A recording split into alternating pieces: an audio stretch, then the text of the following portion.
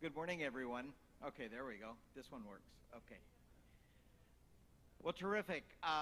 What a great start yesterday evening with the opening dinner and wonderful speakers. I want to begin by complimenting and congratulating all of the partners and organizers who've achieved this momentous event, I think, of inaugural Manila Dialogue on the South China Sea. I'm very grateful to Jeff Ordaniel at Pacific Forum and others for inviting me to chair this first session. And as you can see, the lineup is really terrific to take up the issue of the Coast Guard as guardians of the rule of law at sea. And as Jeffrey said last night in his remarks, I was really taken with the focus on the rule of law. And so inviting serving officials of Coast Guards and maritime elements of their respective regional countries, I think, is a really critical way to think about the rule of law beyond lawyers and policy experts and other government officials. And as you can see from the lineup, we have a terrific set of speakers. So without further ado, I want to give them each approximately 7 minutes, and immediately after the conclusion of the speakers, I've been instructed to go straight to the floor for Q&A, comments, and questions, and I will try to recognize as many people as possible. You have the full biographies of each of the panelists, so rather than take up time to introduce each of them and their extensive experience and expertise on the issues concerned, let me immediately turn to our first speaker, Admiral Ronnie Gavan, who is the Commandant of the Philippine Coast Guard, and he will begin with his initial opening remarks. Admiral.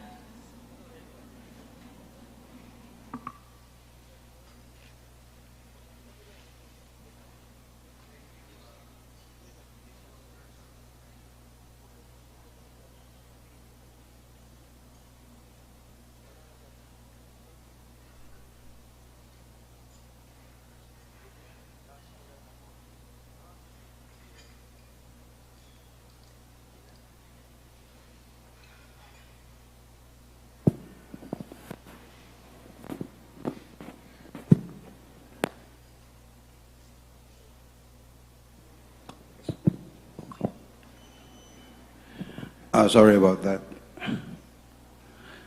Dr. Satulamay, I hope I pronounce it right. Superb. To my fellow speakers this morning, my good friend from Indonesian Coast Guard, who was very happy last night, I suppose. Vice Admiral Irvancia, sir.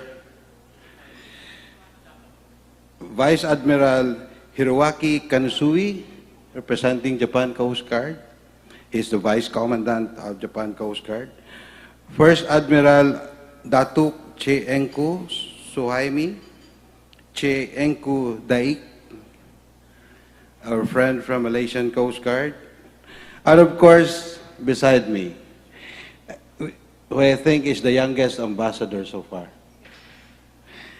His Excellency Lai Tan Tai Bien from Vietnam.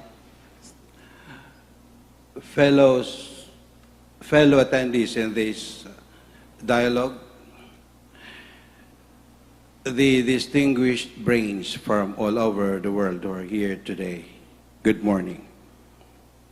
I'd like to start by going back to the statement of our President, His Excellency President Ferdinand E. Marcos, R. Marcos Jr., during the 123rd anniversary of the Philippine Coast Guard, when he said, "In the face of tension, it is your calm resolve that prevents dispute from turning into conflict, demonstrating to the world that embracing dialogue and cooperation is the true essence of strength."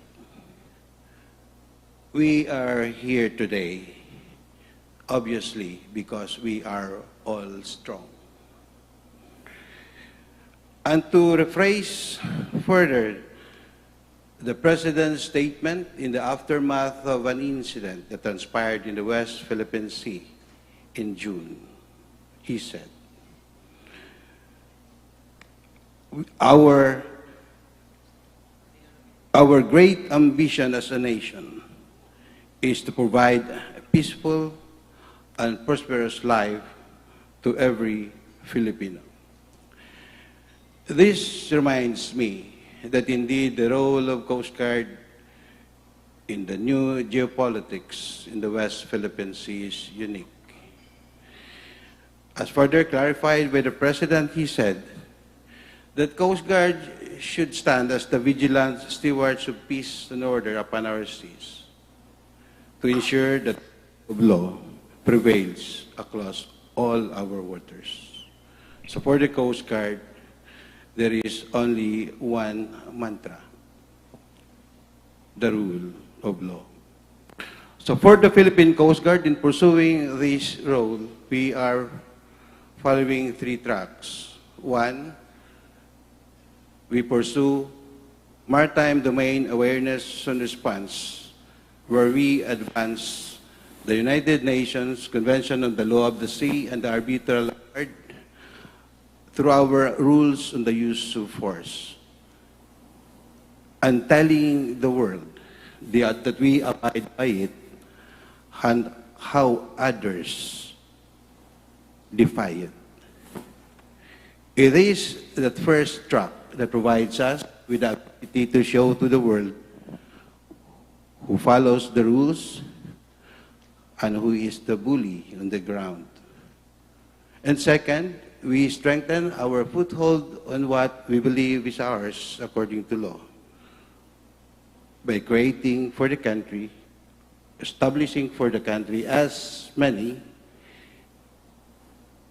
stations, Coast Guard stations, as much as we can, to promote governance of the seas. And third, which is very, very significant for what we are doing today, is the Philippine Coast Guard recognizing that we are the least coercive, in fact, the friendliest among armed services of the country, is pursuing international cooperation and engagement as our way to foster this and to leverage the strength of our like-minded friends. So I am here today representing the Philippine Coast Guard as the country's new sword in creating this environment which we hope will define the new way of keeping the peace that the world deserves. So thank you very much, everyone. Thank you very much, Admiral Gavan, and you very much were well within your time, so thank you very much. I hope we can come back to you for some questions and comments from our colleagues gathered around this big room. It's now my pleasure to call upon Vice Admiral Irvanse, Chief of the Baklama of the Indonesian Maritime Security Agency. Vice Admiral.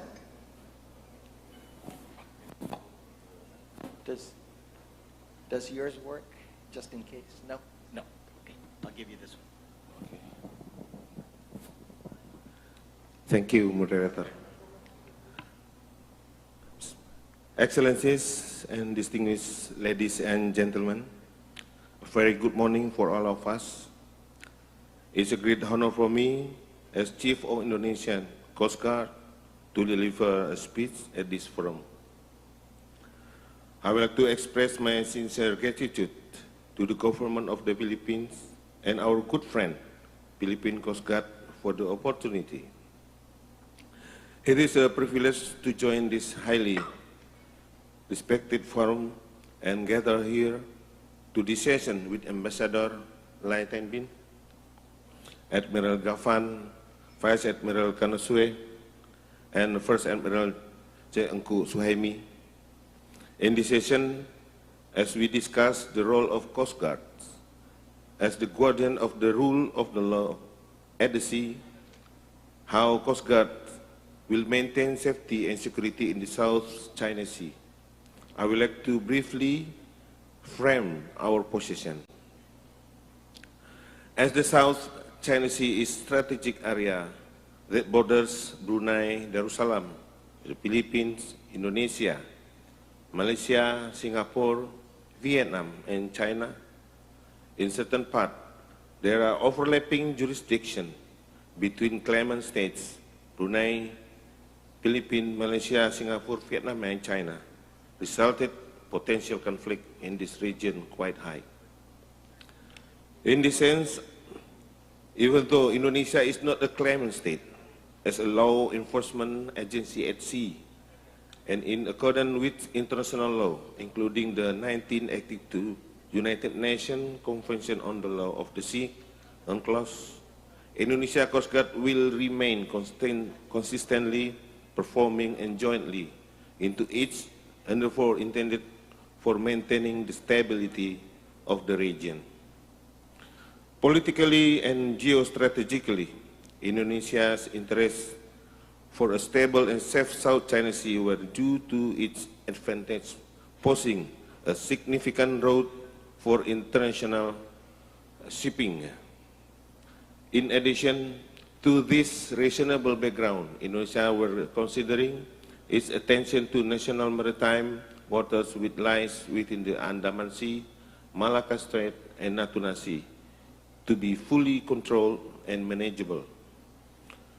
With that being said, several practical efforts has been implemented by Indonesian Coast Guard to avoid potential conflict in the South China Sea as following. The first, playing an active role in ASEAN Coast Guard Forum establishment. The objective of the forum are dialogue and exchange of perspective to enhance cooperation by promoting trust and confidence building measures, strengthening capacity and coordinating among Coast Guard and Maritime Law Enforcement Agency of ASEAN member states. Within this mechanism, members involved in mutual understanding to non-politically cooperate while sharing the common interests. Confidence building process will allow members to directly discuss and produce solutions to resolve issues over territorial and jurisdictional claimants amongst member and or extra-regional states through a peaceful means through dialogue and negotiation. The second, establishing bilateral cooperation through Memorandum of Understanding with Coast Guard and Maritime Law Enforcement Agency in the region. Currently, Indonesia Coast Guard has signed MOU with Philippine Coast Guard, Vietnam Coast Guard, and Singapore Police Coast Guard. Through this existing bilateral cooperation, Indonesian Coast Guard is ensuring the existence and physical presence of state symbols, as well as affirming law enforcement as Indonesian non-military forces to continue carrying out duty and functions through an enactment of applicable legal provisions. The third one, capacity building through joint training between Coast Guard and Maritime Law Enforcement Agencies. Indonesia Coast Guard has been regularly hosted joint trainings involving Coast Guard and Maritime Law Enforcement Agency officers from Indonesia, Malaysia, the Philippines, Vietnam, in order to strengthen the capacity of the personnel, in addition to collaboration and mutual understanding between them. The goal of this aforementioned agenda is to maintain the presence of state symbols at sea by focusing on the assignment of non-military law enforcement force in EEZ and building collaboration with neighboring Coast Guard and Maritime Law Enforcement Agencies to maintain the peaceful and stable realm over the South China Sea. Thank you for your attention. Good morning. Vice Admiral. Thank you very much, Vice Admiral, for your remarks. And we will now turn to Vice Admiral Hiroaki Konosue, Vice Commandant of the Japan Coast Guard. Vice Admiral, please. はい、議長ありがとうございます。私日本語で通訳を介して、お話ししたいと思います。Thank you, Chair. Please allow me to use an interpreter. フィリピン沿岸警備隊のガバン長官、インドネシアコーストガードのイルファンシャ長官、マレーシアのスハイミ本部長、ベトナムのライ大使、そしてラマイ議長、主催者のジェフェイさん、海上保安庁海上保安官の可能性と申します。このような素晴らしい場でスピーチできることを大変光栄に思います。Admiral Gavan, PCG, Vice Admiral Irwan Shah, Bakamla, First Admiral Datu Suhaimi of MMEA, His Excellency Lai, Ambassador of Vietnam to Philippines, Dr. Satu Limai, the chair of the session, as well as the lead convener, Dr. Jeffrey Ordaniel. And ladies and gentlemen, my name is Kanosue. I'm pleased to be here with you. 世界は海でつながっています。海上保安機関の使命である海上における人命の安全の確保、遭難と災害対応の準備、海上環境保全、そして法の支配による海洋秩序の維持は地域や世界の平和と繁栄にとって不可欠なものです。The world is connected by oceans. The mission of a Coast Guard agency to ensure safety of lives at sea, being ready for disasters, to protect the marine environment, and maintenance of maritime order through the rule of law is indispensable for the peace and prosperity of regions and the world. 海上保安機関の果たすべき役割は軍事とは別なものです。The role of the Coast Guard is different from the military. 海上保安機関はあくまでも国際法にのっとり法執行に従事しなければなりません。その意味でこのパネルのタイトルにもあるように、海上保安機関は法の支配のガーディアンでなければなりません。They must conduct enforcement in accordance with international law. In that sense, as stated by the title of this session, we must be guardians of the rule of law. 具体的には海上保安機関による法執行活動で重要なことは警察比例の原則に従うことです。実力行使には厳格な必要性と比例性が求められます。The key point in law enforcement activity is the principle of proportionality, and the strict criteria of necessity versus proportionality must be applied regarding the exercise of force. また、海上保安機関による実力行使は違法な行為を制止するためであり、決して人を傷つけたり、物を破壊するためのものではありません。Furthermore, the exercise of force by a Coast Guard agency is to prevent illegal activities and must never be to harm man or damage property. 海上保安機関による法執行活動は国際法にのっとり警察比例の原則の下で行わなければならず、その活動がいわゆる不測の事態を生じさせることがあってはなりません。The key point in law enforcement activity is the principle of proportionality, and in the exercise of force, there must be strict adherence to the criteria of necessity and proportionality. 我々は国際法を正しく理解し実践しなければなりません。国際法を乱用して他国の権利を侵害してはなりません。そして海上保安機関の船舶が現状変更の道具として用いられるようなことがあってはなりません。We must understand international laws accurately and implement it. We must not misuse it to infringe on the rights of other nations, and Coast Guard ships must not be used as tools to change the status quo. 国際法が正しく実践され、法の支配が適切に機能するために、海上保安機関間の信頼醸成は不可欠な基盤です。Trust among Coast Guard agencies is an indispensable foundation for the rule of law to function optimally. 海上保安機関間の信頼醸成のために、各国が自国の海上保安機関に関する情報を開示することに加え、各国海上保安機関とのコミュニケーションを強化していく必要があります。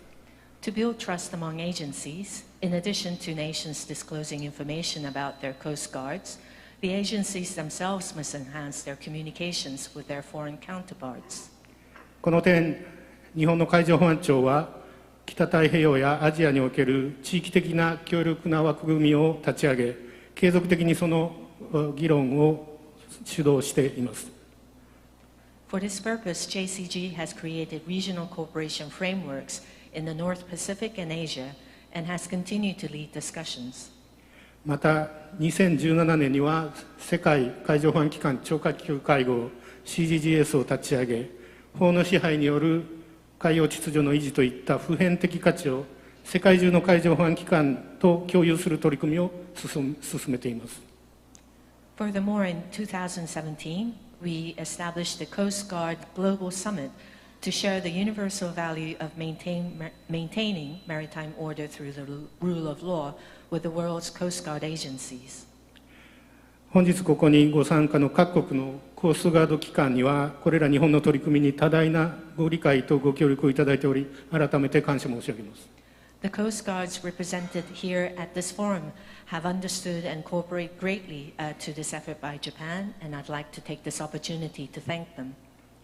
また、2国間の協力の枠組みとしては、フィリピンをはじめ、米国、ベトナム、インドネシア、韓国、インド、中国などの近隣諸国との間で、捜索救助、犯罪取締り、海洋環境保全などの海上保安分野での連携訓練や意見交換、情報共有を積極的に推進しています。Furthermore, within the bilateral framework, we have actively conducted joint exercises, exchange of views, and sharing of information on Coast Guard matters such as search and rescue, crime enforcement, and maritime environmental protection with neighboring nations such as the Philippines, USA, Vietnam, Indonesia, Korea, India, and China. この中で、外国の海上保安機関からの要請に基づき、海上法執行や人命救助などに関する能力向上支援も行ってきています。In response to requests from overseas agencies, we have also provided capacity building assistance in maritime law enforcement and search and rescue. 2017年には外国海上保安機関の能力向上支援の専従チームである MCT モバイルコーポレーションチームを立ち上げ、インド太平洋諸国の海上保安機関に法執行、人命救助、油防除、船舶整備などの技術指導等を継続的に行ってきています。In 2017, we established a mobile cooperation team dedicated to providing capacity building support to foreign Coast Guard agencies, and we have continuously provided technical training in law enforcement, rescue, oil spill handling, as well as ship maintenance to Indo-Pacific nations. また、海上保安大学校では2015年から海上保安政策に関する修士課程のプログラムである海上保安政策プログラム MSP を開講し、アジア諸国等の海上保安機関職員を受け入れて能力向上支援を行っています。卒業生たちはそれぞれの国に戻り、海上保安機関の幹部として活躍しています。In addition, our Coast Guard Academy has had the Maritime Safety and Security Program, MSP, a master's course since 2015, which is open to Coast Guard officers from Asian nations to assist in their development. The graduates have returned to their countries to take on leadership roles. このような取り組みは地域の海上保安機関間の相互理解と交流の促進に大いに貢献しているものと確信しています。We firmly believe that these efforts contribute greatly to mutual understanding among the region's Coast Guard agencies and promotes exchange. 本日のこの会合が地域の海洋秩序の維持と安定に貢献することを心から願っています。本日はこのような機会を与えていただきありがとうございました。I very much hope that this conference today will contribute also towards regional maritime order and stability, and thank you for providing this opportunity. Vice Admiral, thank you very much for your remarks, and I hope that we may even get a copy of those remarks to study them a little bit more closely. But I want to turn to our next speaker because I've been informed that one of our panelists does have to leave early, so I want to be able to get to the questions and comments from the floor as well as from me before he has to leave. Let me now then turn to First Admiral Datuk Suhaimi, Director of the Maritime Affairs of Sabah and Labuan from the Malaysian Maritime Enforcement Agency. First Admiral. Thank you, Mr. Chairman, Dr. Setu Limaya. Good morning, Excellencies, esteemed panelists, distinguished guests, and the participants of 2024, the Manila Dialogue on the South China Sea. First of all, thank you very much to the organizer for the initiative and effort to hold such a meaningful dialogue like this. Ladies and gentlemen, I am First Admiral Maritime Datuk Cik Engku Suhaimi from Malaysian Coast Guard, and today I would like to speak about the vital role the Coast Guard plays as a guardian of the rule of law at sea. The ocean covers over 70% of our planet, serving a critical pathway for trade, resources, and transportation. Yet, there are also arenas where lawlessness can thrive. The Coast Guard stands as a bulwark against this, ensuring safety, security, and the rule of law. The origin of the Coast Guard can be traced back on the early 18th century, when it was established to enforce maritime laws and combat smuggling. Over the centuries, its mission has evolved, but its core purpose remains to uphold the law and protect our waters. This historical backdrop highlights the long-standing commitment of the Coast Guard to safeguard maritime interests. First of all, let me talk about responsibilities and include but not limited to.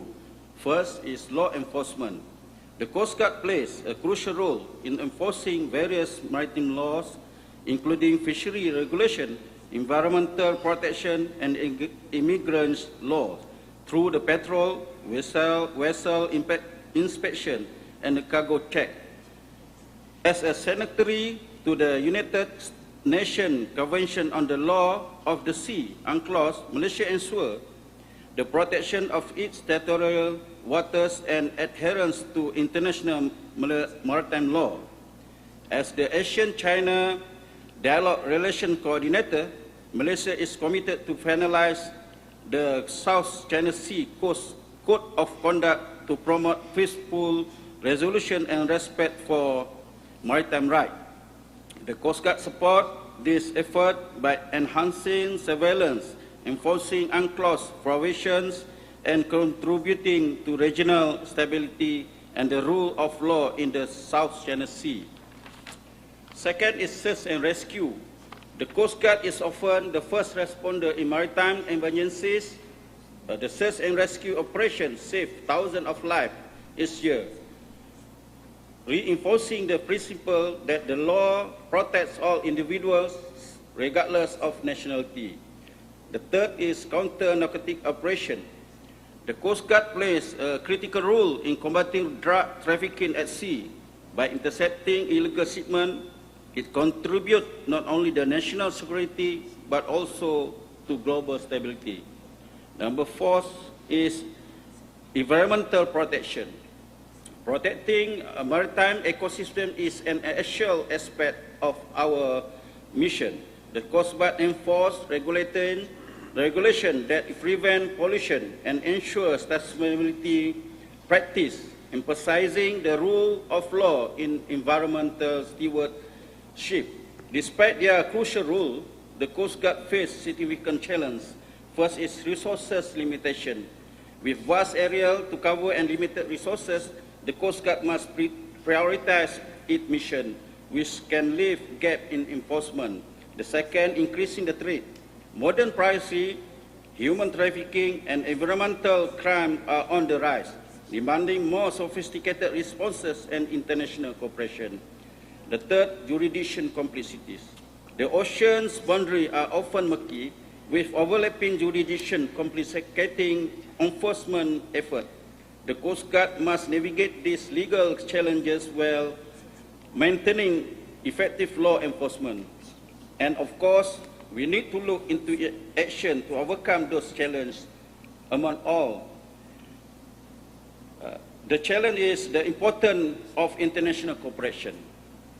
Given the global nature of maritime law, international cooperation is essential.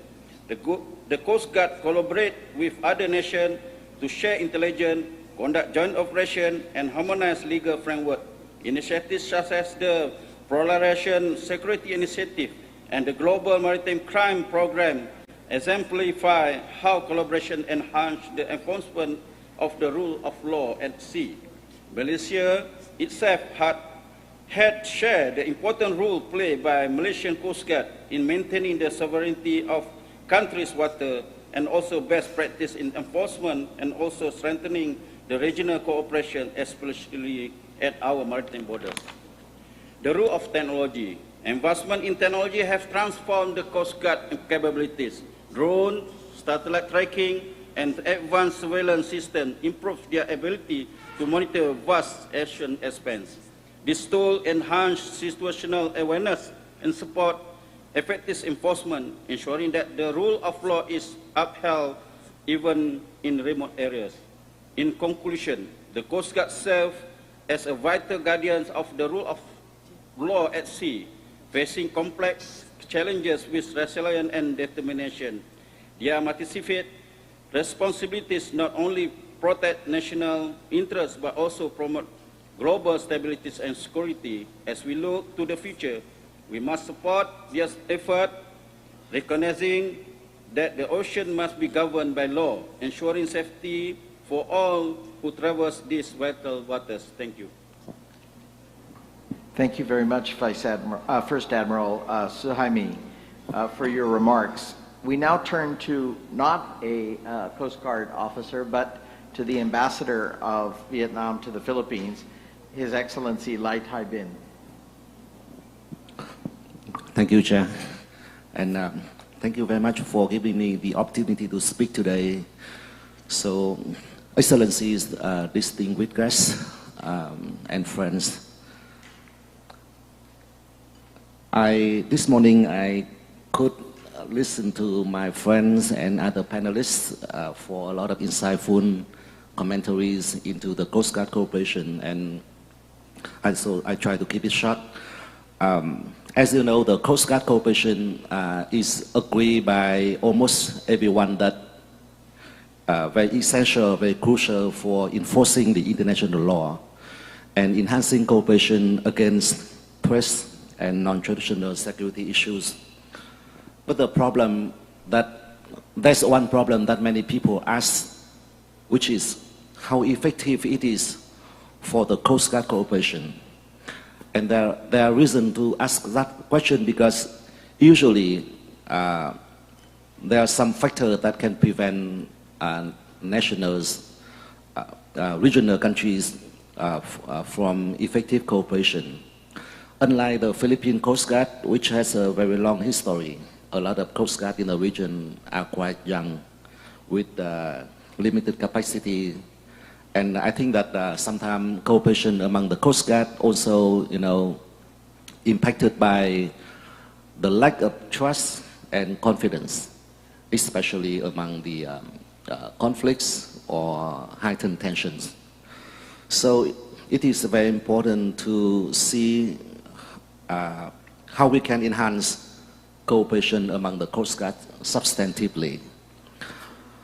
For over the past 20 years, Vietnam has been able to invest a lot in order to reinforce our legal system to support the Coast Guard of Vietnam.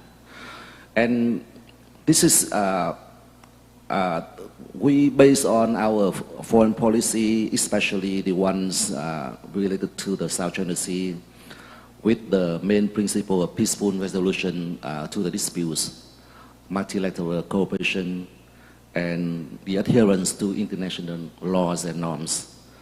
And we have been able to modernize our Coast Guard ships and surveillance system, train our people, and more importantly, we can enhance international cooperation with not only the regional countries, but also the international community.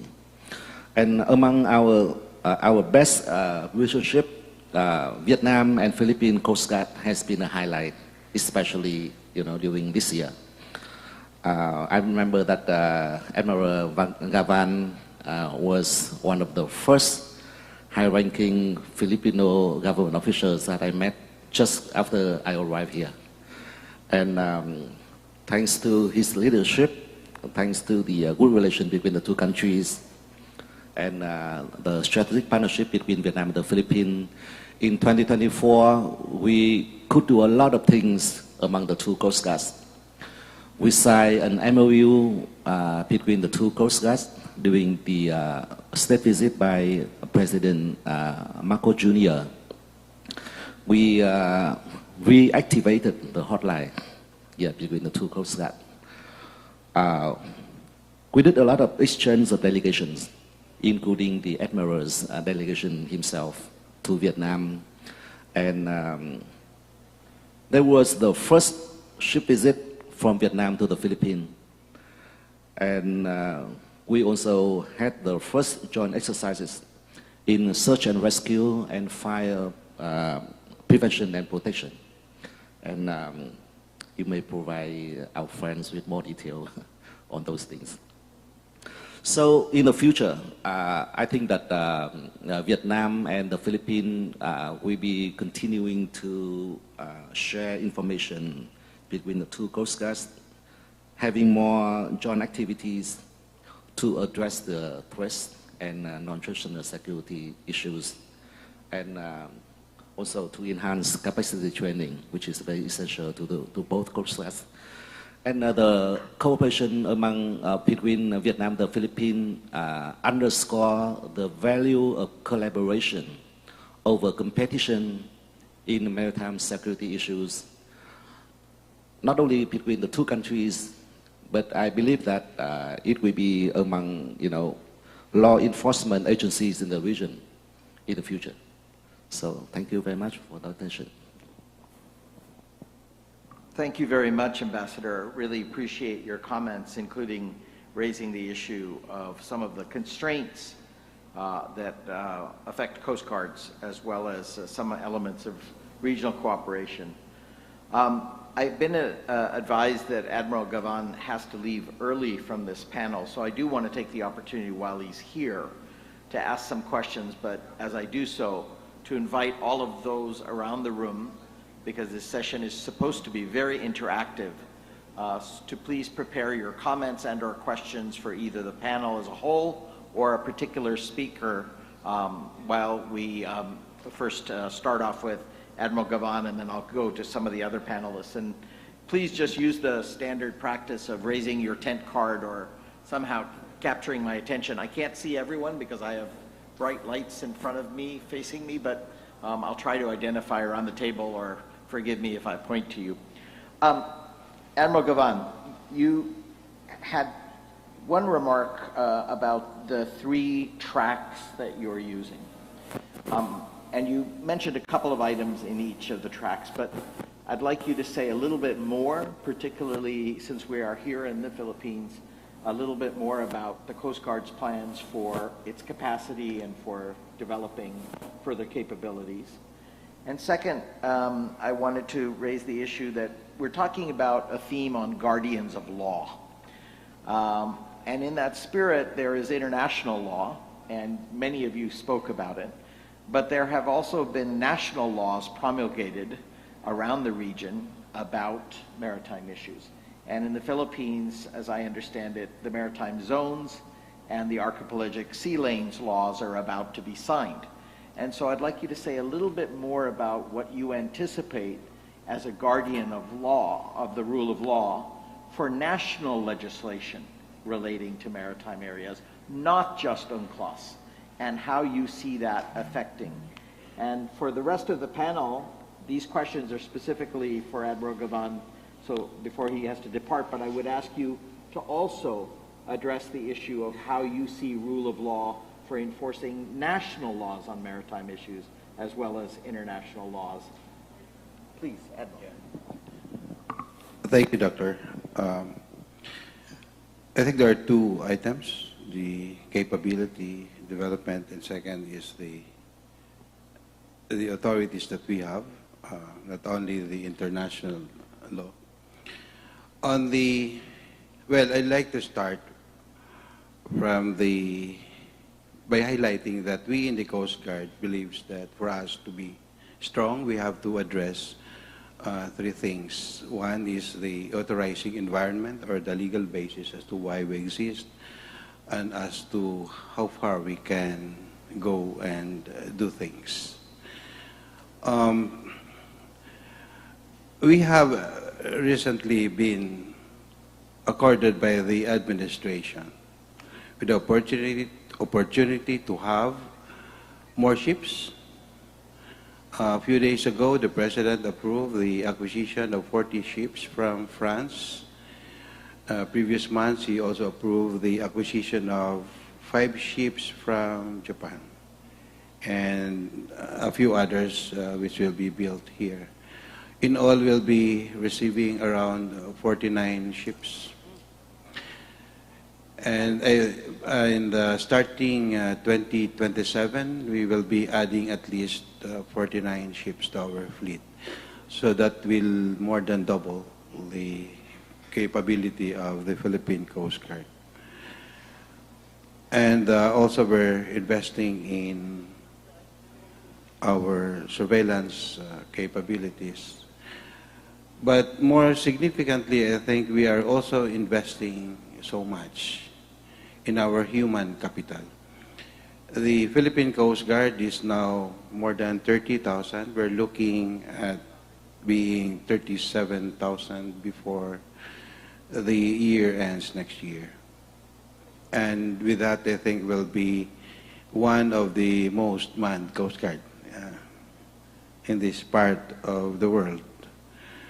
We have been investing so much in our human capital and in our tools because we want to have that ability to do the right things right. We must have learned people manning the tools that we have. And insofar as our authorizing environment is concerned, recently, our Congress has passed the Maritime Zones Act and the Archipelagic Sea Lanes Act, both of which are due to be signed by the President in a few days.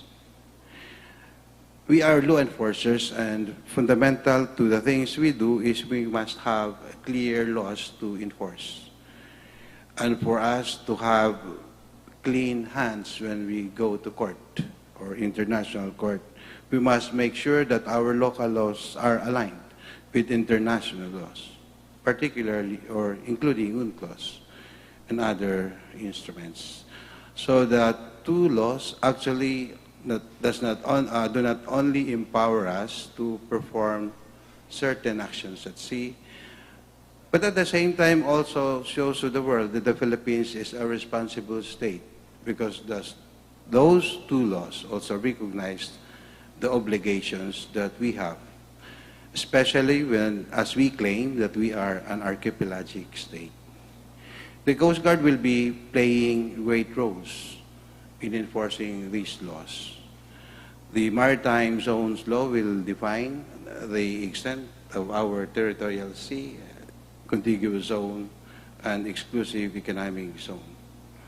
Zones which have to be policed in consonance with specific regimes provided by international law. The Archipelagic Sea Lanes Act will pose us a greater challenge.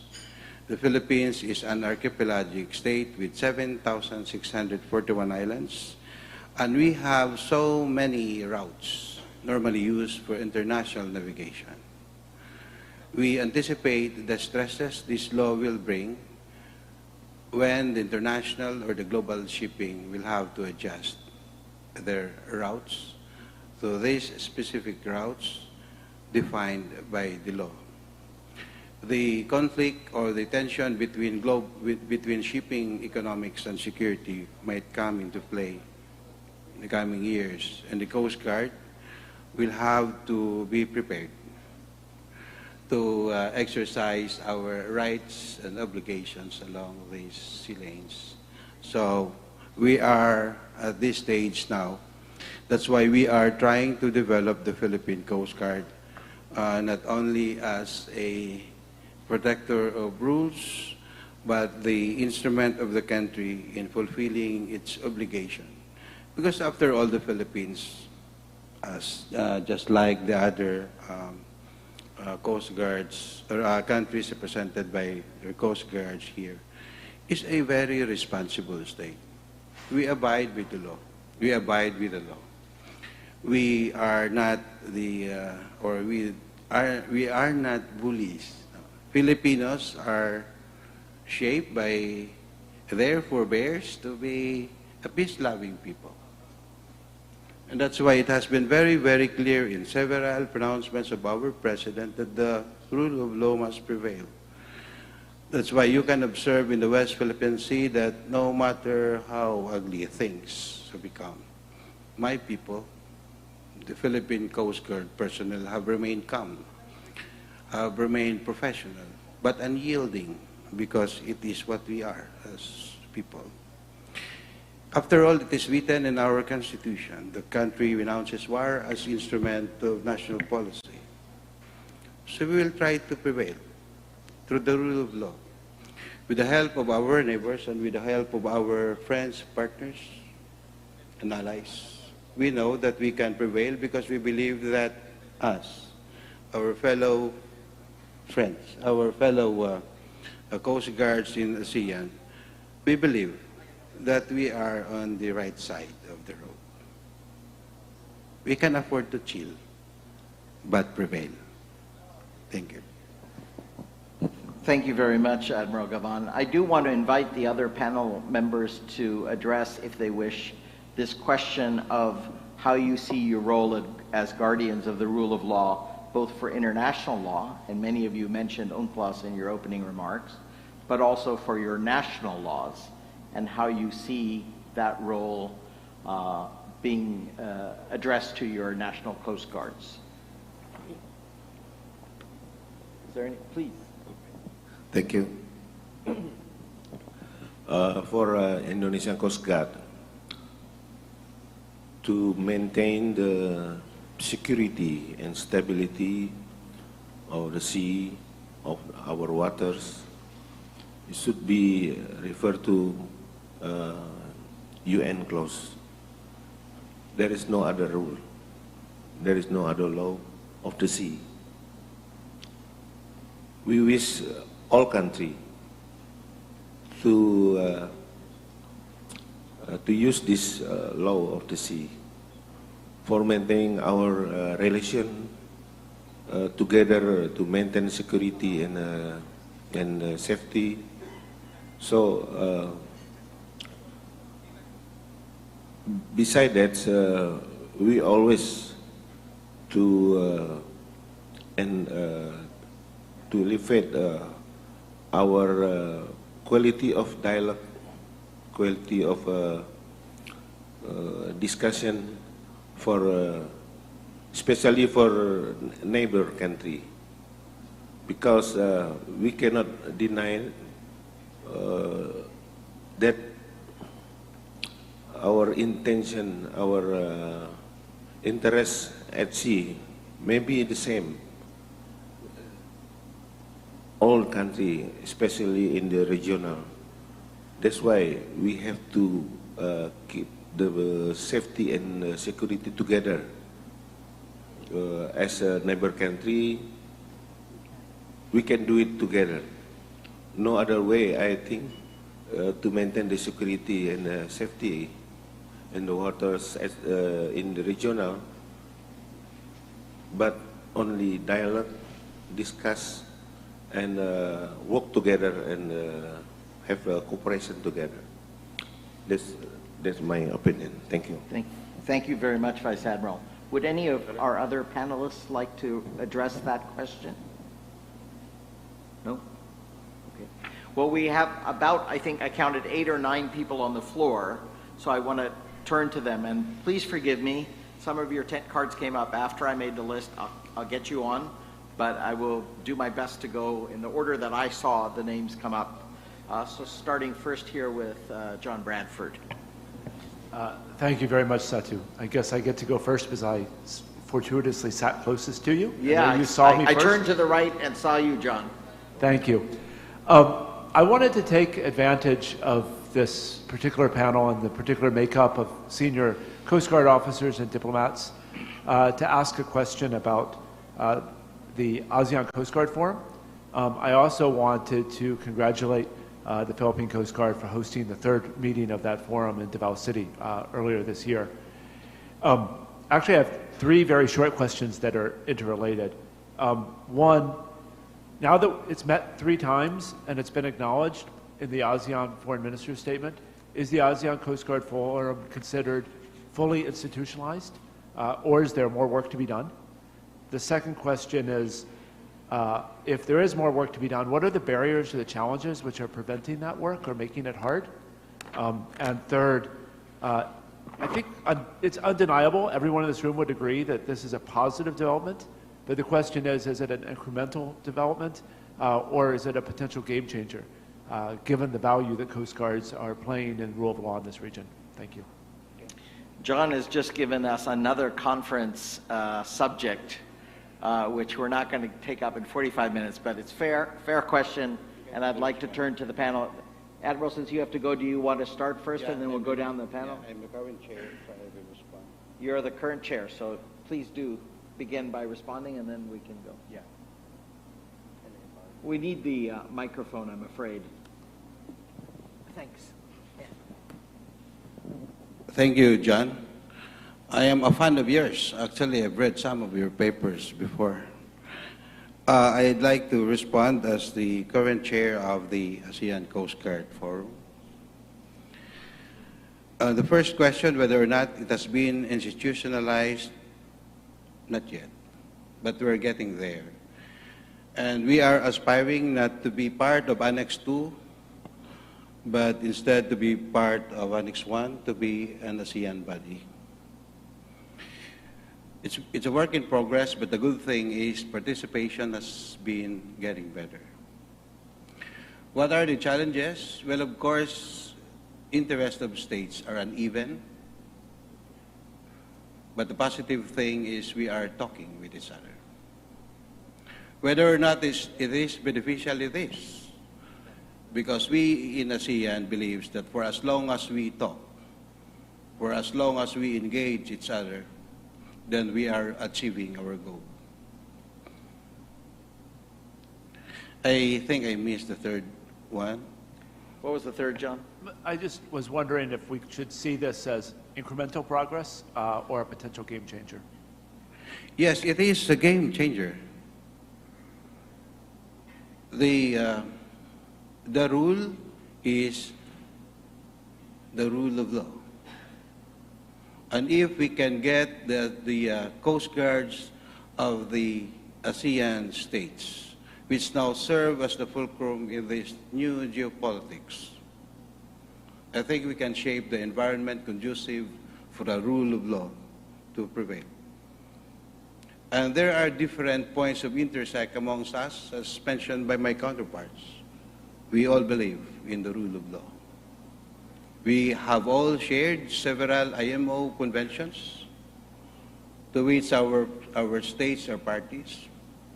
There's not much to discuss in coming up with a common protocol because it will just be anchored on existing International Maritime Organization conventions to which Coast Guards, or for which Coast Guards, are expected to enforce. We have all the opportunities to gel together. It will just take some time. But we ASEANs are patient. So for as long as we engage each other, we will get there. And we have been getting there. As you must have observed in recent years, there has not been any tensions amongst us at sea. Our relationship with Vietnam has been very, very good. Excellent. They came here this year for a port visit. I am going there next year, bringing my ship with us. Last year, Indonesia came here with my good friend, Admiral Ervancia. He brought his ship. I am going there this month with my ship. And we will be doing this in all ASEAN states.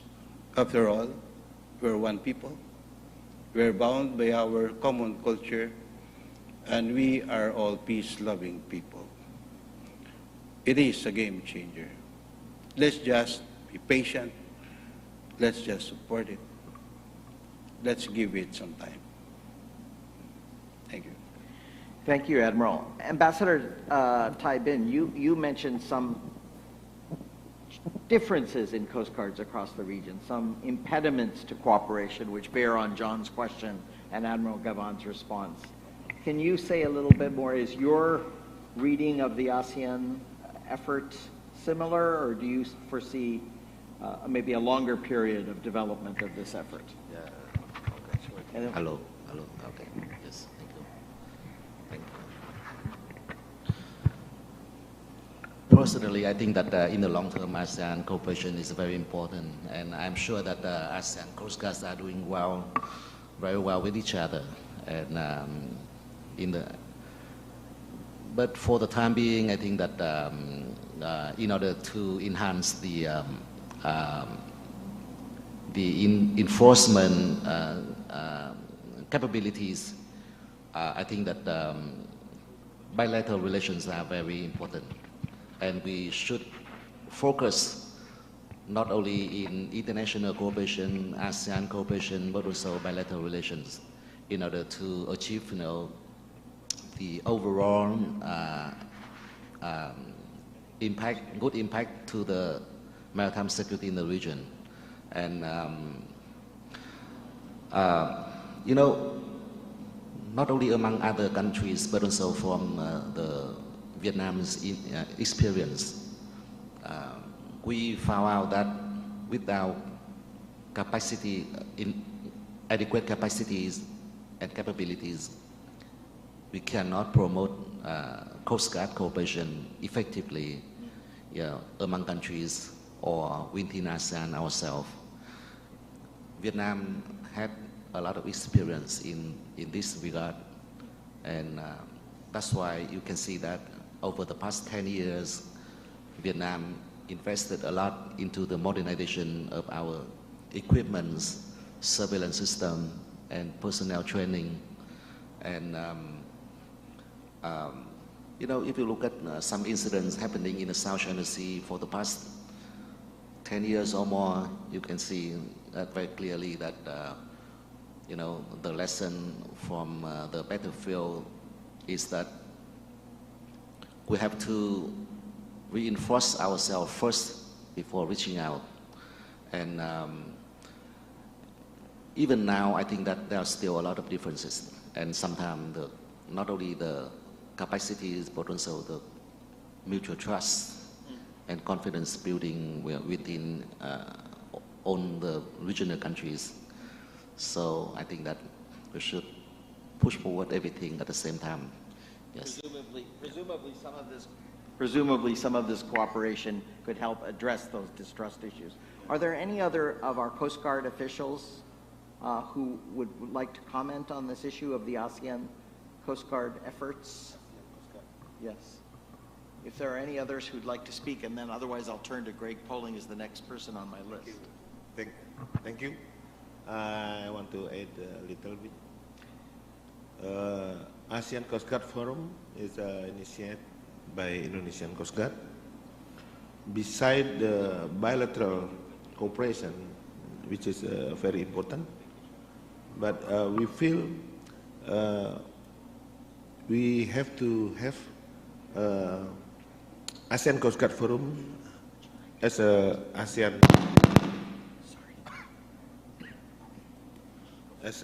way to maintain security and safety at the region.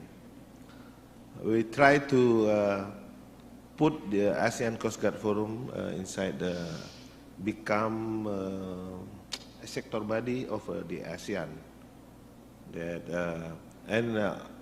Until now, it become one of pointers our government to speak in ASEAN Forum.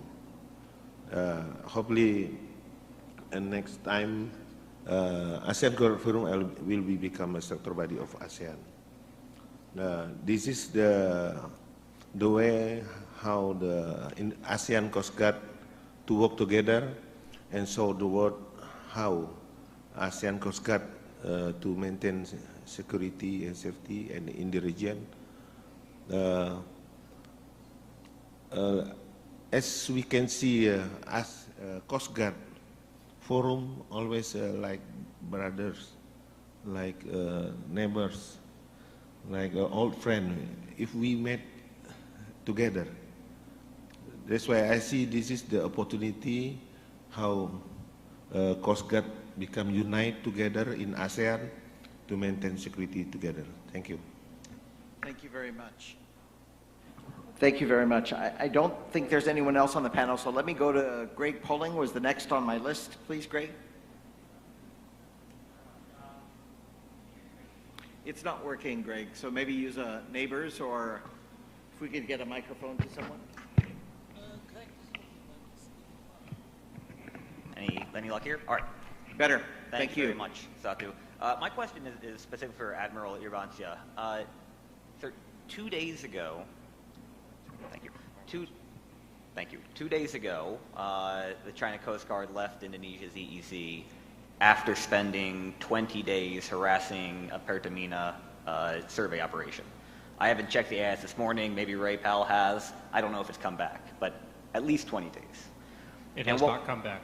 Okay, and what was unusual about that was that Bakamla and the Indonesian Navy so quickly released photos and videos of the incident, something that we have become used to from the Philippine Coast Guard. Was this unusual response by Indonesia, this transparency, because the Chinese incursion was so unusual? Or does it represent a shift in tactics that we might see more of from the new Indonesian government? Thanks, Greg. It's a question to only one of our panelists, so please, yes, Vice Admiral. Thank you. Thank you for the good question. Last 3 days, 2 days, for Indonesian Coast Guard, this is the routine patrol activity. But in this era of transparency, we also have to show our people how our work to do with our assets and our budget. So we have to report to people also.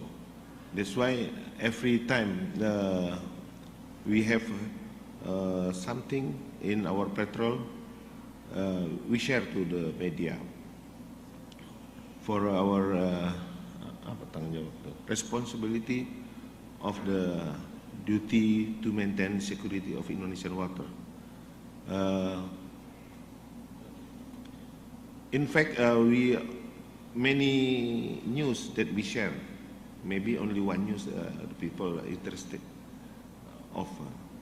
That's why maybe if you see our media, internal media of Indonesia Coast Guard, so many news we share every day, but maybe only one that news that you're interested. That's why you feel, oh, so very fast. I sit down now, and then 1 hour or 2 hours in front, that will be in my media. This is activity. Also in at sea, in patrolling activity, 1 hour, 2 hours, 3 hours already in media. Thank you very much. Thank you very much, Vice Admiral. Greg, you okay? You got the answer, which seems to be not a fundamental shift. There's a lot of ongoing media. Next, Commodore Jay Turilla. Jay?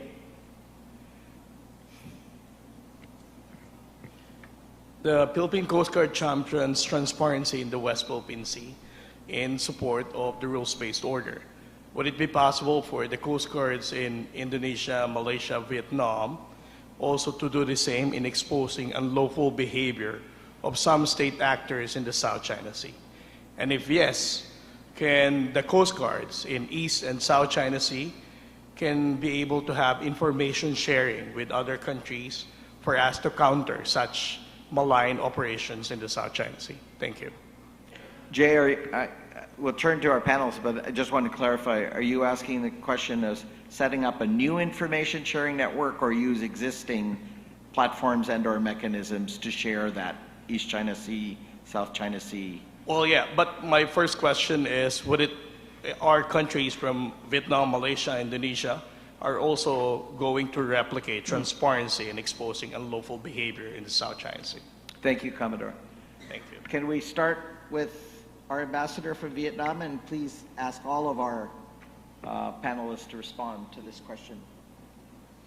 I think that transparency is a major trend for all the nations in the region. So I think yes, but to what extent, I think that it depends on certain cases and the handling of information from the capital. But I'm sure that in the long term, transparency is something that all the regional countries follow. And I hope that during the upcoming visit by Admiral Gavan, you talk more about the information sharing mechanism. And actually, we have some other platform with support from the international community for the long term to share information, among countries, not only regional countries, but I think that is a little bit a long-term project. Yes. Thank you. Vice Admiral and also First Admiral. Yes, please, and we'll just go down the line and ask each of you because the question was addressed to all of you. Thank you. Please speak loudly into that. I think we're having a little trouble with the audio. Check. Thank you. Actually, in ASEAN Coast Guard Forum, we have a program for information sharing. Every day we communication. We do the communication, and weekly we have a weekly brief among the Coast Guard member of ASEAN Coast Guard Forum. So we communicate almost every day, and we have evaluate and share the important information every week. We did it. Thank you. Please. Thank you. Thank you. For Malaysian, yes, we do the information sharing. So we do the we use a different platform, such as mentioned by Vice Admiral Irwan Shah.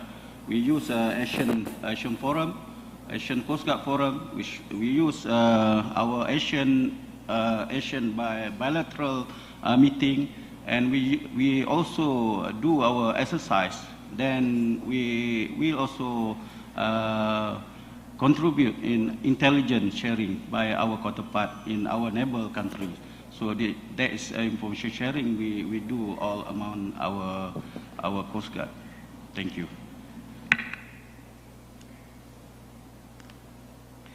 Vice Admiral Kanasue, did you want to comment? Because Commodore addressed also East China Sea. はい、ありがとうございます。南シナ海の状況に関しても我々はさまざまなチャンネルを通して情報の共有を図っております。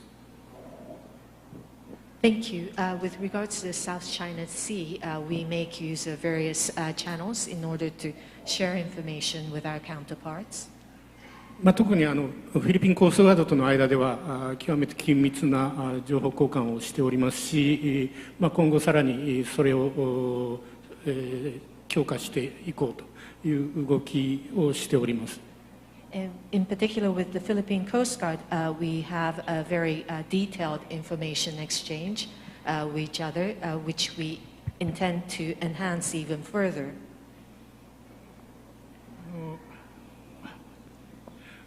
私の冒頭の発言の一番最初に申したように、海は世界は海でつながっています。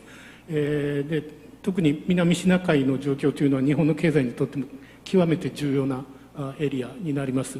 そういった意味で、日本の海上保安庁としても南シナ海の、海の状況というのは極めて高い関心を持って見ております。And as I mentioned in my comment earlier, we are connected by the ocean, and the South China Sea is important to us in terms of the Japanese economy, and as a result, it is a matter of great interest to Japan Coast Guard as well. それから、日本が主導して世界長官級会合というのをこれまで3回実施しております。この会合開催して改めて分かったことがあります。And Japan has created the Coast Guard Global Summit, which has been held 3 times so far, but there's something that we discovered as a result. 世界中でさまざまな海上保安機関、海上法執行機関がありますが、それぞれの成り立ち、歴史、あるいは与えられている権限というのは非常にバラエティに富んでいて様々で違いがあります。And this is the fact that although there are coast guards established all over the world, their history, background, as well as the authority given to them is extremely varied. ただ、海上における法執行機関としてよって立つべき理念というものは決して違ったものではない。やはり一つの真実の理念に基づいて我々は行動すべきだというのは各国の各機関が持っているということが分かりました。But having said that, in terms of law enforcement at sea, the philosophy that we have is the same. We act based on the common concepts. ただ各国が協力するためにはお互いのその違っている部分も含めてそれぞれの機関がどういった機関であるかということの理解が非常に重要であるということです。But in order for these coast guards to cooperate, it's vital that we understand our differences to know each of our qualities. で実際世界長官級会合で世界中のコーストガードと話をしてみるとさまざまなリージョナルさまざまなレベルで実際にもうそういった各種のフォーラムが開催されているということを改めて知ることができました。And having talked with various coast guards at the global summit, we also discovered that there are different forums which has taken shape in various regions and at various working levels. でASEAN フォーラムという ASEAN のコーストガードのフォーラムというのがスタートしているということについてもそういった意味でこういった取り組みは日本のコーストガードとしても非常に嬉しく喜ばしい、我々としても歓迎すべき動きだと思っております。And so the fact that in the ASEAN region as well, there is a Coast Guard forum that's started off is a matter that Japan Coast Guard welcomes and is very happy to note. はい、以上です。Thank you. Vice Admiral Kanesue, thanks so much for that very fulsome response. I've seen 3 or 4 more tent cards come up. I think I have 9 on my list, but I'm going to try to go through. We have about 30 minutes. I see one tent card in the corner there, and I can't read it from here. Please, I would invite you to make your question or comment. I can't read the name from here, I'm afraid. Thank you, Mr. Chair. Atsuko Kanehara of Japan, Research Director for the Cannon Institute for Global Studies. I would like to make very brief comments, 2 comments. One is general, the other is specific. One is regarding the meaning of the rule of law, because this is the main theme of this year's Manila Dialogue. But the rule of law principle has very different meanings depending on the context. It has its origin in the common law tradition under domestic law. For international maritime order, for instance, in 2014, on the occasion of the 13th meeting of Shangri-La Dialogue, late Prime Minister Shinzo Abe defined 3 main pillars for the rule of law for ocean order. First, claims should be based on law. Second, no unilateral change of status quo by force is permitted. Third, peaceful settlement of international disputes. I hope I could contribute to common understanding of the rule of law principle among the participants of this Manila Dialogue. My second comment is regarding the Vice Admiral Canose's presentation, and it is, I think, somehow related to Mr. Chair's comment on the law enforcement of national law. Mr. Kanose spoke about proportionality and necessity. They are concepts under Japanese domestic laws, so they have different meanings from the proportionality and the necessity under international law. I think we should be very careful on this point. Thank you very much. Well, thank you very much for your comment. I think you raised the issue that I was very keen on, which is bridging the consensus that all panelists spoke about of observing international law, but also dealing with enforcing as national coast guards domestic law. And as you say, there are different interpretations and different emphases as a result of those two sets of rules of law. And since the theme is guardians of law, how can we better do that? And I really appreciate your input. But I would invite any of the panelists, if they wish, to respond to those interventions by your colleague.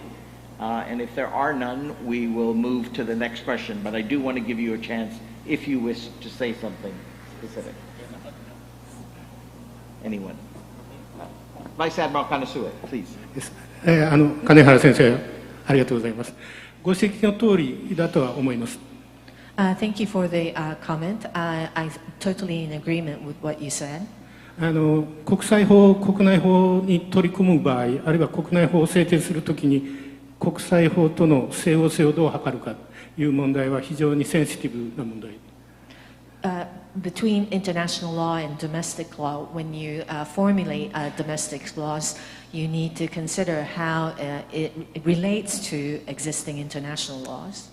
各国の国内法の内容というのは当然その国の歴史や政治的な思惑なんかも含めて成立成り立ってくるものですので、国によってどうしても違いが出てきます。Domestic laws are a result of whatever history that the country has undergone, as well as other political backgrounds, and so naturally there will be differences. そうした作業の中で国際法の解釈が国によって異なってしまうということは現実的には起こりうるというか起こっていることだとは思います。And it is a reality that there are different interpretations of international law that currently exists. ただそれをそのまま放っておくと法執行機関が法執行国内法にのっとって法執行する際の、解釈の違いであったり、手段の違いであったりそういったものに出てくる、そういったことが問題として生じてしまう。But this matter should not be left as it is, because it would result in different interpretations or actions being undertaken by law enforcement organizations. やはりその国際法を正しくあるいは共通の認識で理解していくというためにはお互いのさまざまな、こういった今回のフォーラムもそうですがお互いの考え方をしっかりと開示してもらって、認識の共通化を図っていくという作業は非常に大事なのかなというふうには思います。In order for there to be common understanding about the existing international laws, forums such as this play a vital role so that we can come to a common stance. 海上保安庁としてもそういった意味で、このような活動には積極的に参加し努力していきたいと思っています。ありがとうございます。For that purpose as well, JCG intends to continue participating in these forums and activities to realize that. Thank you very much, Vice Admiral. We'll now turn to, I know there are folks who are waiting. I have you on the list. I've seen you, but I didn't see you in the order that maybe we want to. I see Colin Coe and Dr. Suleiman and Admiral Chauhan as well. Vic Tran is next. Thanks, Satu. My question is to Ambassador Lai Taibing. So I would like to hear your opinion on the idea to establish a maritime agency in Vietnam that receives all the maritime-related information at sea and then send it to a suitable agency. Thanks. Oh, it is a very good idea, actually, and maybe it will also help not only the international community but also the embassies and Vietnamese ambassador to perform our duties more effectively. But I'm not sure about the possibility in the near future. So, and what Vietnam is trying to do is to enhancing information coordination within the system by, you know, like modernization of the information system, better coordination, you know, by law and regulations, and establishing platform with international support, you know, including other nations and regional countries. But I think that, as I mentioned, I think that it should be a very long-term project. Yeah, but we started talking about that with the international community already. Thank you. Thanks very much. The next question, Thomas Daniel, and then we'll turn to Admiral Chong. Thank you, Satu. I have two questions. The first is for Admiral Gavan. Admiral, I'm quite pleased to hear that there is significant progress in the ASEAN Coast Guard forums and in terms of cooperation. I wonder, though, if you could perhaps elaborate on some of the pressure points where you feel that ASEAN Coast Guards can and should really move forward on. What are these difficult pressure points, and how best do you think you and your peers can address and move forward? My second question is to Vice Admiral Irvansyah and to First Admiral Datuk Jengko Suhaimi. And I want to push the question by Commodore Tariela again. Yes, you may have mechanisms where you share with your Coast Guard, your official stakeholders on malign behavior in the South China Sea or in any of your maritime zones. What about the sharing of this information or the publicity of this information in a much more public domain? Do you feel that this is something that is useful, or do you feel that this will bring on added difficulties to your respective stakeholders? And I ask this because in 2017 and 2018, the Malaysian Coast Guard used to be extremely proactive in publicly sharing incidences of misbehavior in our various maritime zones, and we don't see this anymore. Would appreciate some kind of comment on that. Thank you. Thomas, what was the reason, in your view, about why that change occurred? Because there is a context for that change. I'm not a speaker here, Satu. I think I would say political leadership has a lot to do with it, but I would like to hear from the officials as well. So the first question was for Admiral Gavan. Yes? I think you can use that now. I hope. It's working now? Yeah, it's working. Thank you. As what you have heard, I think one of the greatest challenges that we have to face in the formation of the ASEAN Coast Guard Forum is the trust and confidence amongst us. And we have been addressing that through the conduct of common training amongst our people. Because we believe if our people will train together and in some instances work together, trust and confidence amongst each other can happen naturally. So it will really take time, but we will get there.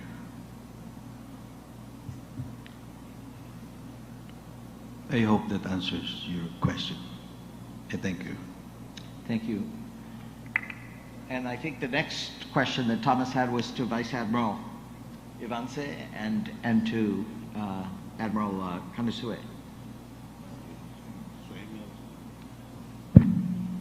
Thank you for the question.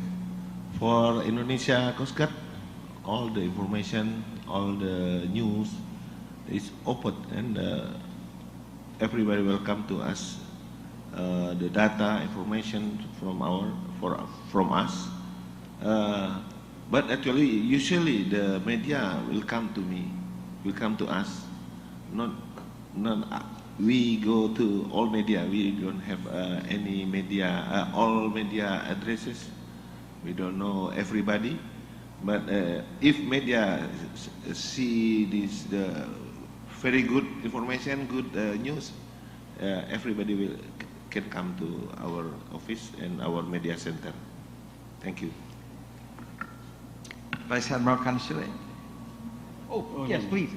Yes, I'm sorry. I beg your pardon. Thank you. For Malaysia, in our Coast Guard, Malaysian Coast Guard, we share the information within our people.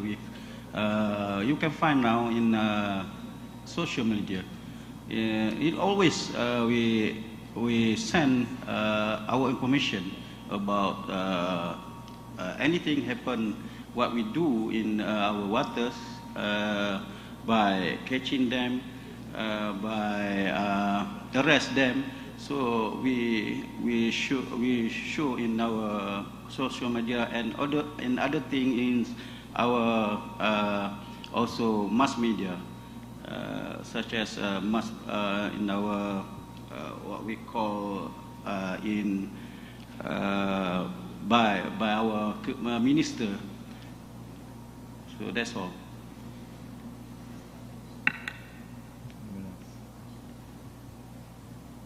Okay, Thomas. Admiral Chauhan, I think you were next on my list.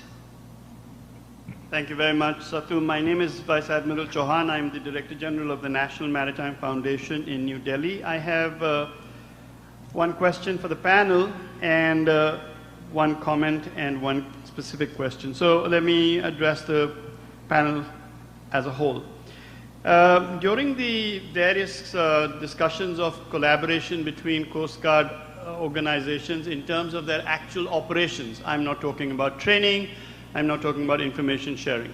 There is an issue of national jurisdiction which varies from state to state in terms of the Coast Guard. And when Coast Guards tend to operate jointly or in combined fashion outside those areas of jurisdiction, we can have a significant legal limitation or challenge.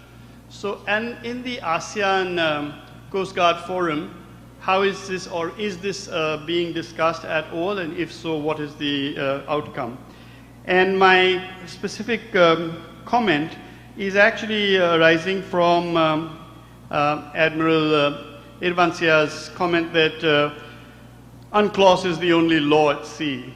And I wanted to ask whether this is a good position to take, because the IMO is a convention that was signed and ratified.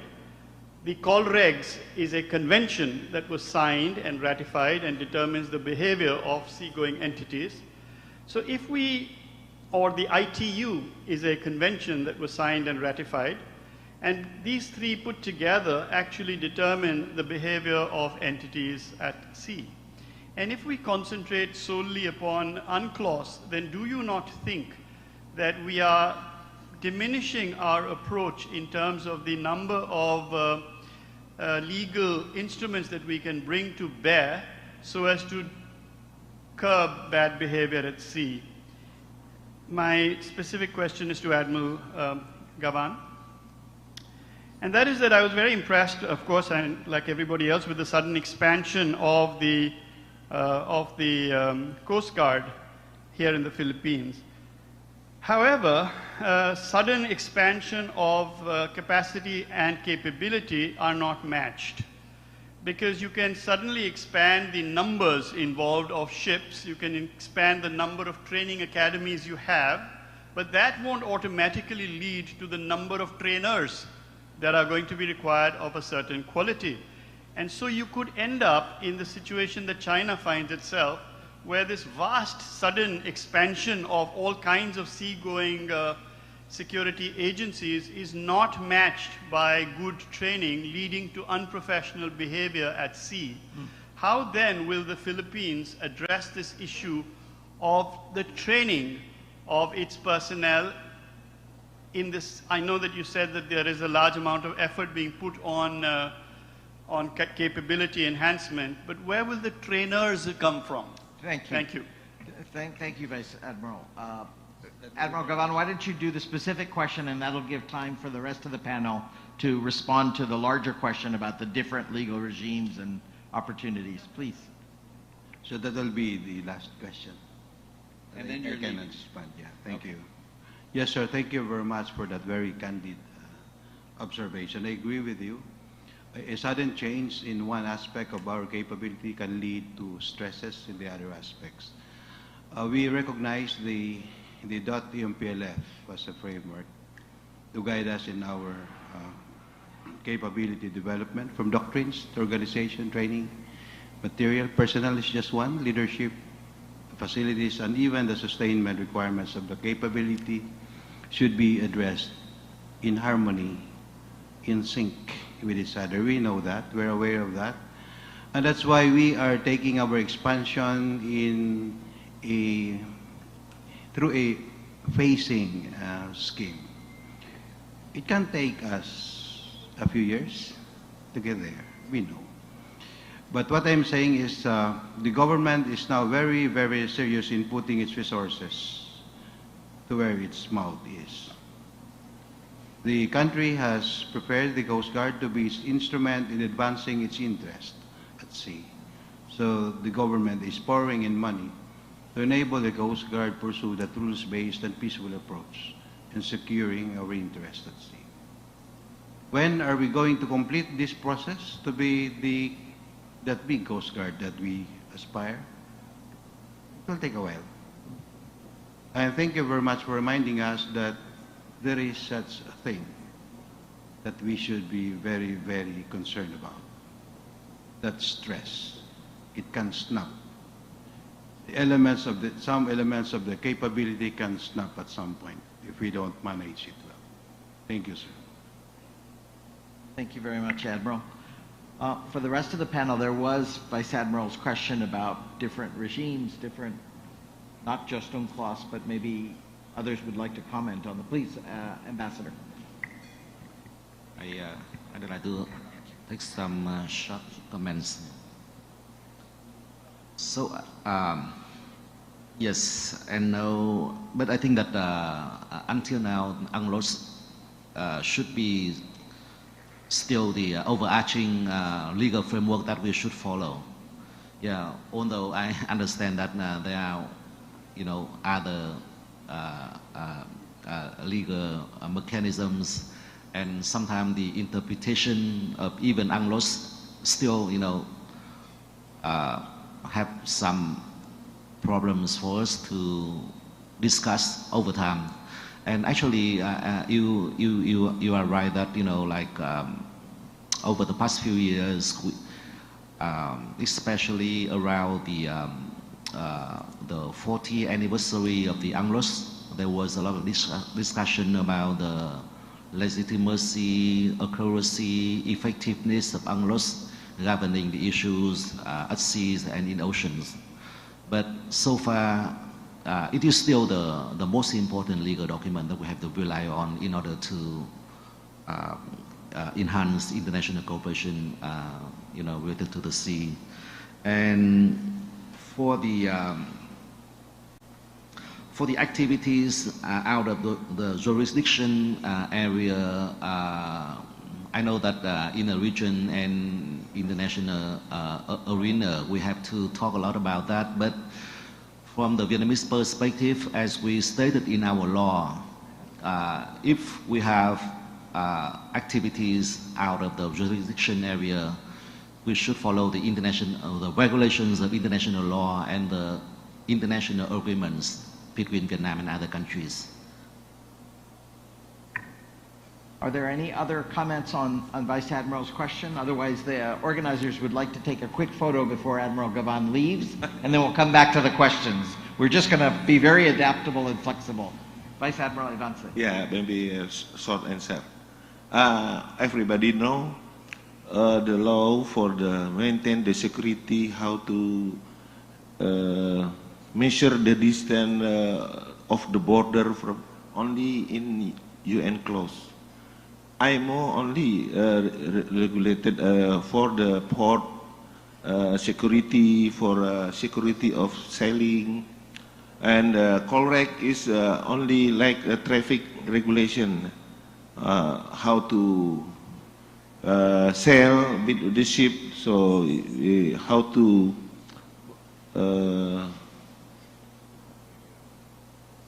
sail so in safety, not mention about the border, not mention about the security, how to measure the maritime zone, jurisdiction. They are all in UNCLOS, not inside the IMO or COLREC. Thank you. Admiral. For us, what I spoke before is we had a problem in jurisdiction complete. We call complexity, because different region, different boundaries, different area is different jurisdiction. So for us, we enforce the law. We enforce what they given to us to force what act we have. We need to enforce. But certain problem exists with the jurisdiction, so we refer to our legislation. So that's a court to decide. So we just want to our maritime area is stabilized, and the safety of our maritime. That's all. That's what we do in our maritime area. Vice Admiral Kanasue, do you have any comments on the question? Otherwise, we'll take the photo. はい、短めのコメントをしたいと思います。Yes, just a quick comment. アンクロスはやはり海に関するかなり網羅的で基本的な法律なので非常に重要だとは思っております。UNCLOS is quite comprehensive, so I believe it does play an important role. 特に管轄権とか権限の問題に関するそういった問題が生じた場合にはやはりアンクロスというのを非常にベースに置いて考えるべきだとは思っております。I believe when there's any jurisdictional related issues, UNCLOS should be at the base of in considering the matter. ただもちろん海に関する条約、船、船員、漁業、貿易、さまざまな条約は他にもありますので、もちろんそういったものもそれぞれのマターで尊重して守っていく必要はあると思っております。But naturally, there are other international treaties which cover matters of the sea, shipping, fisheries, and cruise. So these also should be taken into consideration. Thank you very much. As I understand it now, the organizers want us to pause, take a photo, and then go to Renato de Castro and Colin Coe are next, followed by Dr. Suleiman and our colleague on the far left of this table on this side. Thank you very much, sir. So we'll be proceeding with the photo opportunity. We would like to request the panel to please rise, together with our panel chair, of course, for the photo opportunity. Our photographers are already ready as well, sir. Here. Yes, sir, just in front. I'll just need to do is for the panel to please rise, together with our panel chair. We have a quick photo, and then we'll be continuing with our question and answer for this morning.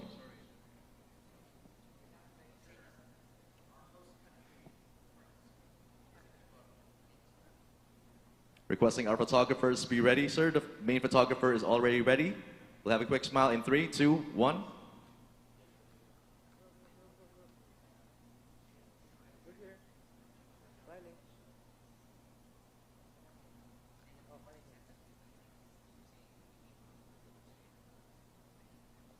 Thank you very much, sir. And then we can continue with the question and answers. Thank you very much.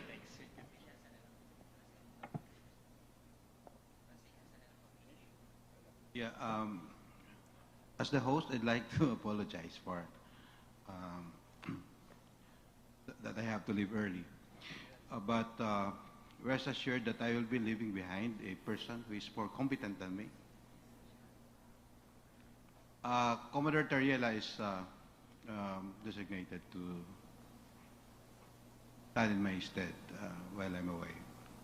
Please respond to questions to be raised by our friends and partners. I'm very sure he will be able to answer it more clearly. He is the new Manny Pacquiao of the Philippine Coast Guard. Thank you. Thank you. Thank you, Admiral. Commodore, do you want to come over here or do you want to stay in your place? Okay, we'll turn to you if there are any other questions for Philippines and for Admiral Gavan. Look, let's turn to, we have very few minutes left, so I want to really bunch up the questions. Renato, please make your comment or question. I will be very fast. And also Colin Coe after that. Okay, two short questions. Number one addressed to Commodore Commodore Tariala. Okay. And the other one addressed to First Admiral Tak. First one addressed to Commodore Tariala. Well, we have discussed about the buildup of the Philippine Coast Guard. Recently, I read an article that the Philippine Coast Guard will have 40 ships, patrol ships from France. And of course, we have 5 97-footer from Japan. But I'm wondering whether the Philippine Coast Guard would source its ships from any Philippine shipyard. Because most of the ships that the Philippine Coast Guard are getting are, of course, foreign-made. Is there any plan for the Philippine Coast Guard to source vessels from Philippine sources? Now, this second question is addressed to the First Admiral. In one webinar which I attended, I remember Dr. Dewi Portuna mentioning this in the light of the standoff between the Indonesian Coast Guard and the Chinese Coast Guard. Indonesia would never ask any assistance. It is the dispute between China and Indonesia. It's just between the two of them. Does that mean Indonesia, again, would not at least source any assistance from other ASEAN countries? And in such a manner, Indonesia is playing to the Chinese approach on resolving the South China Sea issue. It will always be bilateral. Can you comment on this, Admiral? That's for Vice Admiral Iranche. Yes? Okay. So, Commodore, do you want to actually hold that thought. You have a question to you, and Vice Admiral Iranche has a question about Indonesia's response about bilateralism with China. But I want to take Colin Coe's question too. Hi. Thank you. Thank you, Satu. I'll be very quick. I'm glad the question was asked about proportionality. I remember hearing around the region also talking about the same thing. And again, boiling down to different interpretation. I just want to muddy the waters a little bit. We don't just have Coast Guards operating in the same water space. We have naval forces operating in the same water space as well. And they are carrying out sovereignty assertion as well. So, just to hear from the panel, any comment or any thoughts on whether it's possible to reconcile Coast Guards and navies when it comes to coming up with some sort of consensus on what do we mean by proportionality of the use of force, what are the do's and don'ts that we can lay out. I think that may have some implications on the ongoing code of conduct negotiations that we have. Thank you. And Colin, is that consensus between the navies and the coast guards of individual countries or amongst the regional? Amongst regional, best of all, beyond Southeast Asia. Because I can imagine cases where even navies and coast guards of the same country don't have exact views on proportionality. Indeed. Indeed. Yes. Okay. Right. So those are the two questions, and let's take those, and then we'll turn to Dr. Suleiman. And I'm sorry I cannot read because of the plant in the way of the panel of the speaker here. So we'll go to those second. Commodore, question for you first. Are you going to source some of these 49 ships or future ships from Philippine shipbuilders? Thank you, Satu. Thank you, Professor De Castro, for a very interesting question. So on the part of the Philippine Coast Guard, we have always been, supporting the local shipbuilding. As a matter of fact, whenever we talk to ODA countries that are going to fund the acquisition of vessels, we always push for local shipbuilders. We did that when we were talking to the Japanese government for the JICA funding of the 44-meter vessels. Unfortunately, the Japanese government wanted to construct those 44-meter vessels and the 97-meter vessels in Japan.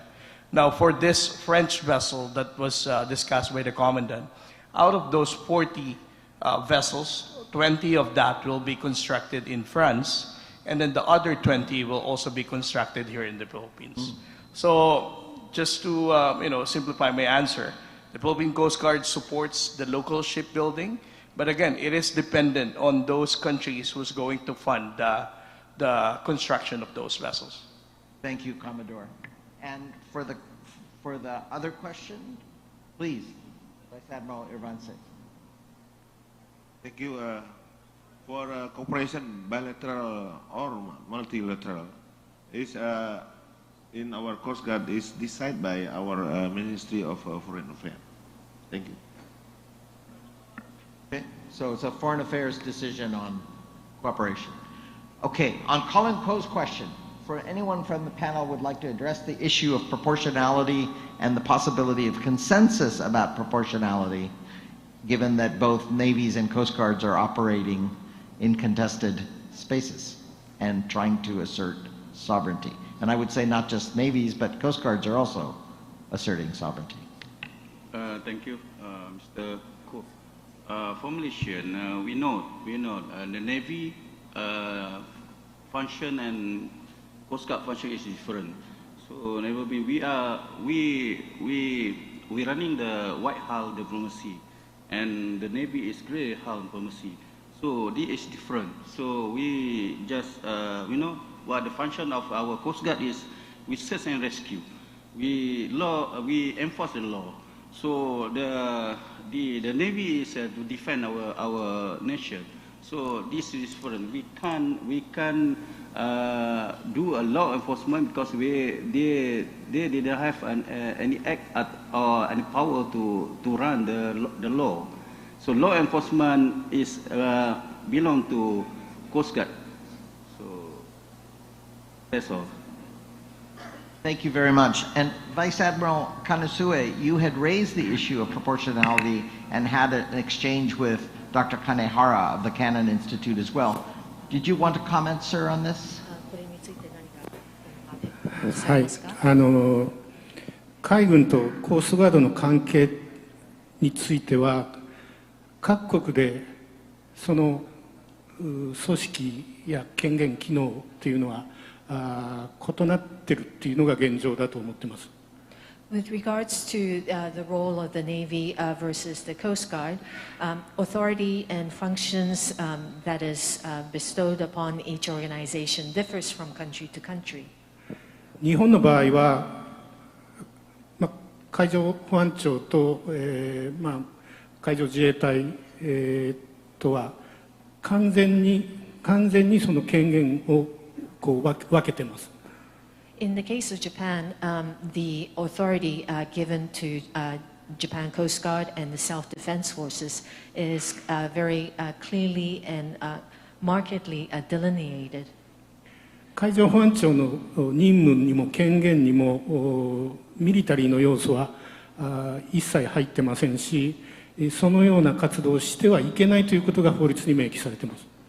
In the role and authority bestowed upon Japan Coast Guard, there is no military component whatsoever, and we are clearly defined by law to not be allowed to do such activities.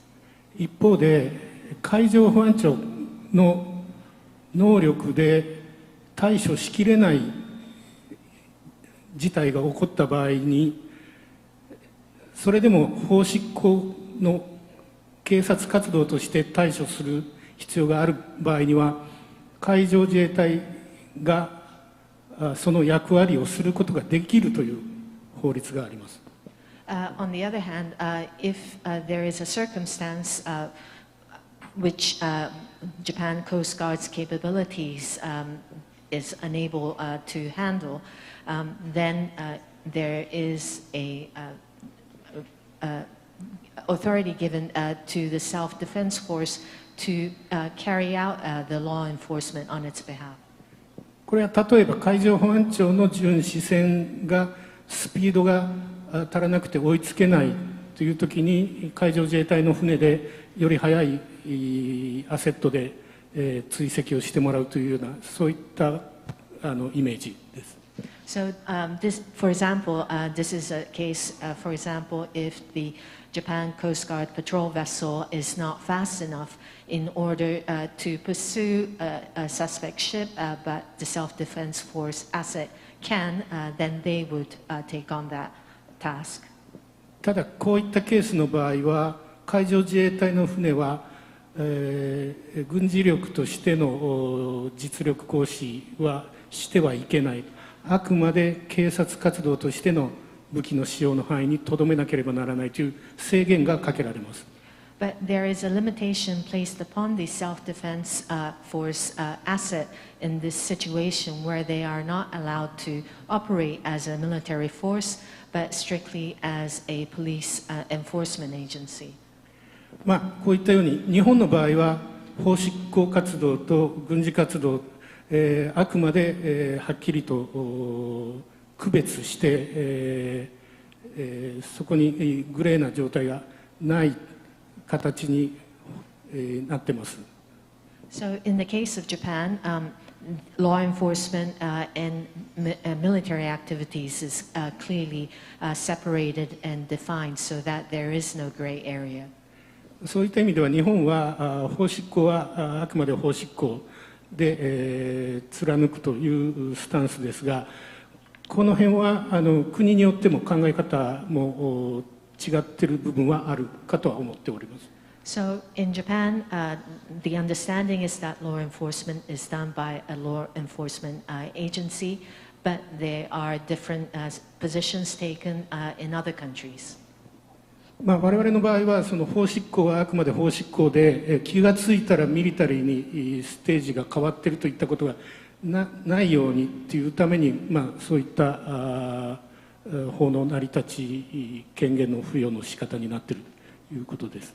So the law and authorities designated is defined in such a way that law enforcement is undertaken by law enforcement agencies, and we don't have a situation where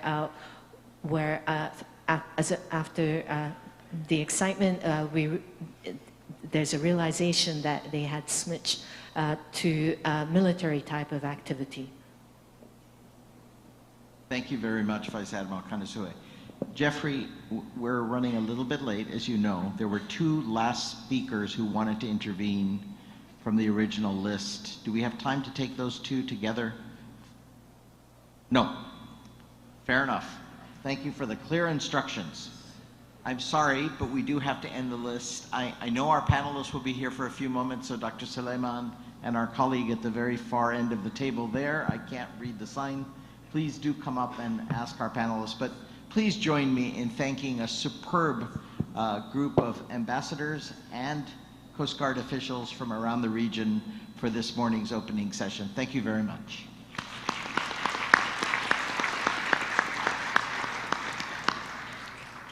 There you have it, ladies and gentlemen. We just concluded our first panel, the opening plenary, the Coast Guard as guardians of the rule of law at sea. So we just have a quick instruction for the next part of our program.